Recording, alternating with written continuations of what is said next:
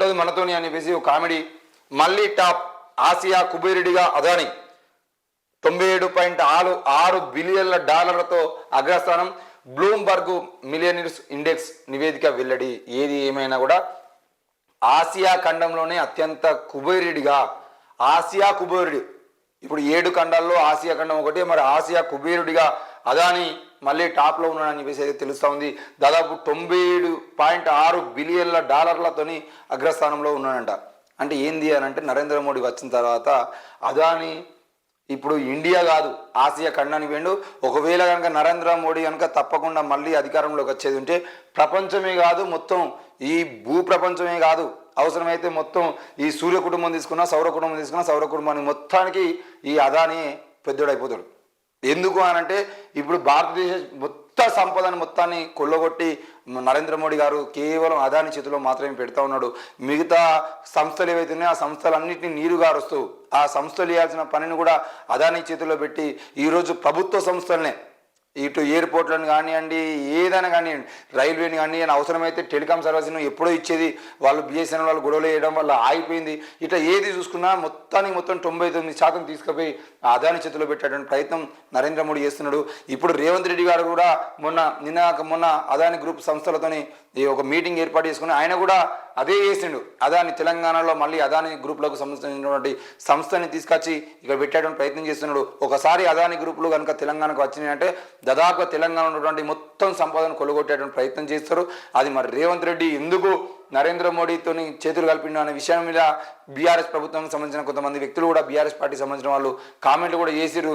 నరేంద్ర మోడీని కలిసిండు, అదానిని తీసుకొచ్చిండు అని చెప్పేసి పోస్టు కూడా పెట్టడం జరిగింది. మరి అదే నిజమైతే తెలంగాణను అత్యంత అధ్వానంగా, తెలంగాణను అత్యంత దోపిడీకి గురి చేసే విధంగా రేవంత్ రెడ్డి అదానితో చేతులు కలిపిండు అనేది కూడా మనం ఆలోచించాల్సిన విషయం. ఏసీబీ ట్రాప్, రెడ్ హ్యాండెడ్గా చిక్కిన కేయూ అసిస్టెంట్ రిజిస్ట్రార్. పాల వ్యాపారం నుంచి 50,000 డిమాండ్. అసలు సూత్రధారి ఎవరు అనేది తెలియట్లేదు. Kakatiya university assistant registrar Kishtaiah శుక్రవారం ఏసీబీకి రెడ్ హ్యాండెడ్గా చిక్కారు. రాజేంద్ర అనే పాల వ్యాపారి 2020 నుంచి కేయూ హాస్టళ్లకు పాలు సరఫరా చేస్తున్నాడు. సరఫరా చేసిన పాలకు వ్యాపారికి యూనివర్సిటీ నుంచి డబ్బులు చెల్లిస్తూ ఉంటారు. ఈ వ్యవహారం అంతా అసిస్టెంట్ రిజిస్ట్రార్ చూస్తుంటారు. సదరు పాల వ్యాపారికి బిల్లులు చెల్లించేందుకు అసిస్టెంట్ రిజిస్ట్రార్ కిష్టయ్య డబ్బులు డిమాండ్ చేశారు. చాలా వరకు బిల్లులు పెండింగ్లో ఉండడంతో డబ్బులు ఇచ్చేందుకు రాజేంద్ర సైతం అంగీకరించాడు. పలు దఫాలుగా బిల్లులు రిలీజ్ చేస్తూ వ్యాపారి నుంచి డబ్బులు తీసుకున్నట్లు తెలుస్తుంది. ఈ క్రమంలో శుక్రవారం క్యాంపస్లో 50,000 అసిస్టెంట్ రిజిస్ట్రార్కు ఇస్తుండగా అందిన సమాచారం మేరకు ఏసీబీ అధికారులు దాడి చేశారు. డబ్బులు తీసుకుంటున్న కిష్టయ్య రెడ్ హ్యాండెడ్గా ఏసీబీకి చిక్కాడు. గతంలో యూపీఐ ట్రాన్సాక్షన్ ద్వారా కూడా 50,000 రాజేందర్ అసిస్టెంట్ రిజిస్ట్రార్కు పంపినట్టు సమాచారం.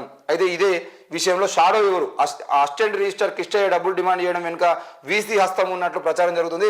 ఆర్ట్స్ కాలేజీలో పనిచేస్తున్న కిష్టయ్యను వీసీ క్యాంపస్కు బదిలీ చేయడమే ఇందుకు నిదర్శనం. కాగా విద్యార్థుల ట్యూషన్ ఫీజులు, ఇతర రుసుముల స్వీకరణలో గతంలో 3 కోట్ల కుంభకోణం జరిగింది. కిష్టయ్యతో పాటు ప్రిన్సిపాల్ బన్నా ఐలయ్యపై విచారణ కమిటీ ఉండగానే కిష్టయ్యను క్యాంపస్కు మార్చారు. న్యాక్ కోసం కేటాయించిన 10 కోట్ల బిల్లుల్లో కూడా కమిషన్ల కోసం ఆయనను బదిలీ చేశారనే ఆరోపణలు ఉన్నాయి. యూనివర్సిటీలోని కీలకమైన 4 కార్యాలయాలకు కిష్టయ్యనే అసిస్టెంట్ రిజిస్టర్గా కొనసాగుతున్నారు. న్యాక్ సందర్భంగా వర్సిటీలో రోడ్లు, హాస్టళ్లు, ఇతర పనుల కోసం 10 కోట్లు కేటాయించారు. వీటిలో కమిషన్ల కోసమే building division, publications cell, hostel ఆఫీసులతో పాటు యూనివర్సిటీ ఆడిట్ ఆఫీస్కు కిష్టయ్యనే అసిస్టెంట్ రిజిస్టర్గా నియమించారని చెప్పేసి, అంటే వాటన్నిటిలో కమిషన్లు పొందడం కోసం మాత్రమే ఆయనను తీసుకొచ్చి అక్కడ పెట్టుకొని మరి ఆయన మీద ఎంక్వైరీ కమిషన్ ఉన్నప్పటికీ కూడా అటు మనకు బన్నా ఐలయ్య సార్తో పాటు ఈయన మీద కూడా కేసు ఉండగానే మళ్ళీ తీసుకొచ్చి ఇక్కడ ఎందుకు పెట్టారంటే కేవలం 10 కోట్ల రూపాయలలో కమిషన్ పొందడం కోసం అని చెప్పేసి ఆయన మీద ఆరోపణలు వస్తూ ఉన్నాయి. ఇక వచ్చే వారంలో నామినేటెడ్ పోస్టుల భర్తీ, 25 నుంచి 30 మందికి కార్పొరేషన్ చైర్మన్ పదవులు. ఉమ్మడి జిల్లాల వారీగా నియామకం, పార్టీ నేతల్లో జోష్ పెంచేందుకు ప్లాన్. లోక్సభ ఎన్నికల కోసమే పార్టీ వ్యూహం. పదవులు పొందని వారు గుర్తింపు కోసం మరింత యాక్టివ్గా పనిచేస్తారనే భావన. ఏది ఏమైనా నిన్న మనం మాట్లాడుకున్నట్టుగా ఒకవేళ కనుక లోక్సభ ఎన్నికల ముందే కాంగ్రెస్ పార్టీ ఆ పదవులని కనుక ఇచ్చేది ఉంటే పదవులు రాని వాళ్ళు ఎవరు ఉండేదంటే వాళ్ళు బయటకు పోయి నిరాశకు గురయ్యేటువంటి అవకాశం ఉంది. దాంతోపాటు బయటకు పోయేటువంటి అవకాశాలు ఉంటాయి. వేరే పార్టీ బీజేపీ లేదంటే బీఆర్ఎస్లోకి పోతే మళ్ళీ ఇబ్బంది అవుతుంది అని చెప్పేసి అనుకున్నాము. కానీ ఆ కాంగ్రెస్ పార్టీ మాత్రం అనూహ్యంగా ఎలక్షన్లకు ముందే ఇచ్చేద్దాము, పదవులు పొందిన వాళ్ళేమో యాక్టివ్గా పనిచేస్తారు, పదవులు పొందని వాళ్ళు ఎవరైతే ఉంటారో వాళ్ళు కనీసం రానున్న కాలంలో అయినా కూడా మాకు ఏదో ఒక పదవి వస్తుంది, దానికోసం మేము యాక్టివ్గా పనిచేయాలని ఆ రకంగా పనిచేస్తారని చెప్పేసి అయితే కాంగ్రెస్ పార్టీ అనుకుంది. పదవులు పొందని వారు గుర్తింపు కోసం మరింత యాక్టివ్గా పనిచేస్తారనే భావనకి కాంగ్రెస్ పార్టీ ఉన్నట్టు తెలుస్తూ ఉంది. మరి నిజంగానే కాంగ్రెస్ పార్టీ 30 మంది కార్పొరేషన్ చైర్మన్ పదవులు కనుక ప్రకటించేది ఉంటే మరి రాని వాళ్ళు నిజంగానే యాక్టివ్గా పనిచేస్తారా, లేదంటే వాళ్ళు మాకు పదవులు రాలేదని చెప్పేసి నిరాశకు గురవుతారా, ఏం జరుగుతుందని కూడా వేచి చూడాల్సిందే.